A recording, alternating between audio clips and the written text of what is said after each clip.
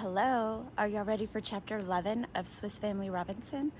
Well, today I'm reading to you from the Frio River, and Willow and Levi are out running around with their cousins having a good time, so they're not here. But let me give you a little tour. Behind me, that is where the river is, and we just walk around. There's my mother-in-law's camp, there's our truck, there's our camper. There's some other friends behind us. And we're back to the river. I hope you enjoyed today's reading. Chapter 11 of Swiss Family Robinson. Okay, the cozy cave. After weeks and weeks, the rain stopped and we were free again. We heard the birds sing and felt the warm, sunny air on our faces. Our seeds were coming up. Spring was here and there was plenty to be done. We were full of joy. We visited Tent Home to find it blown to pieces by the storms. Everything was soaked. Our old boat was ruined, and we knew we had to do better next year. We found our way to the cliff face beside the beach and decided to begin to dig there a cave for storage. We drew a door in chalk and hacked away at it for 10 days, making slow progress. Suddenly, with a loud thud, Jack fell heavily and called to me, "Father, my chisel has gone through." We laughed at first, but then saw that it was true. I reached through the hole. There was only a small layer of rock between a cave and us. We all chipped away with real energy and joy and found that it was a great cave indeed. The whole family marched in, poking our way with a long stick, and then, by candlelight, we saw that all around the cave was crystal and shining. Everything sparkled and shimmered with all the colors of the rainbow. I ran my finger along the cave wall and then licked it. I was right. It was a giant cave of salt. The floor was made of dry sand. It would be a fine new shelter. As we walked back, we all talked of how Falconhurst should now be our summer home only. Aren't they fancy? They have a summer home. The cave was perfect for winter once it was all fixed up. We decided on the spot to call our new home Rockburg. We cut windows beside our door and the thin wall of the cave for front light and air and divided our new home into rooms. We even built ourselves a chimney and a new stable within the giant space. One day, while building, we saw a light in the water nearby and saw swooping birds flying in to eat all they could. We ran and stood to watch. "What is it?" the boys asked. "A school of herring," I answered. The fish were all in shallow water and were easy to scoop out by the hundreds using only our hands. There was no time to waste. With the barrels we had, we started to catch dry salt and store the herring for our next winter. Months later, even more fish came. There were giant sturgeon that swam their way along the shore. "Quick," Jack said, "let's catch them." "Yes," I answered, "but how? These fish are much bigger than the herring." Jack ran off laughing and came back with a bow and arrow and a fishing line.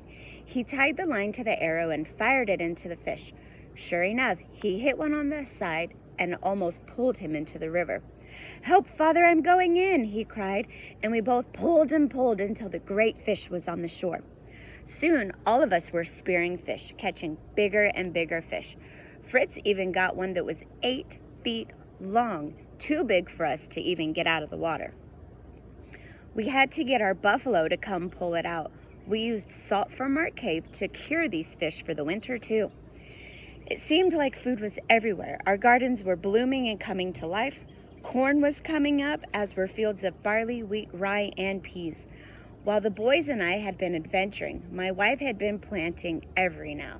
Now we could all eat like kings and still store plenty of food for the coming winter.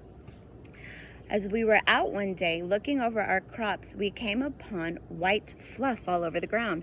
"Snow!" cried Franz. "No, my boy, this is not snow. It is cotton." And I was right. Soon we were gathering it into bundles for spinning and making more clothes.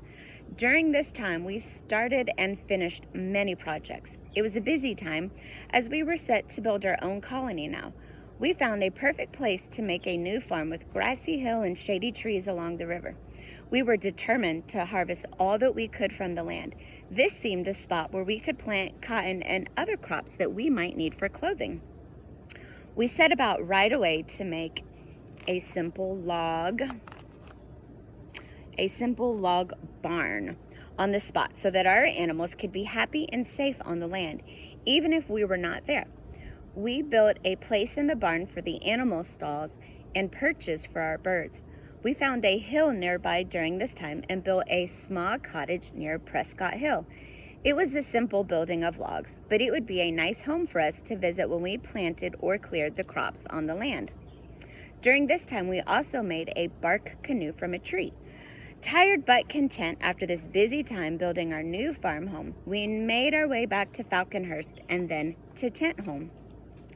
Upon returning, we found that one of our cows had had a bull calf. That means it had a baby.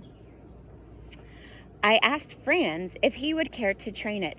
"Oh, yes, Father," he said, "and I will call him Grumble because of the noise he makes." "Oh, yes, Father," he said, and I will call him Grumble because of the noise he makes. Oops. We all thought this was perfect, and we set back to work on our cave. We made the floors flat and finished the rooms. We even made a carpet from the hair of some of our animals. That sounds kind of creepy, but, you use what you got, right? The next day was the first anniversary of our landing. We decided to call it Thanksgiving Day. I awoke that morning to a loud bang. Running out of the cave, I saw that the boys had fired the cannon to celebrate. They said they were sorry, but I could tell they were proud. We decided to celebrate with a day of sports. We started with archery, where Fritz was the champion, and then moved on to races. I sent Fritz, Ernest, and Jack to run from Tent Home to Falconhurst and bring me back a penknife I had left there. They took off like a shot and were soon out of sight. But not long afterward, something very strange happened. Jack appeared speeding across the bridge, but he wasn't on foot. He was riding the buffalo, followed by our pair of donkeys. "I saw that I wasn't going to win," he told us. Look, there's a picture.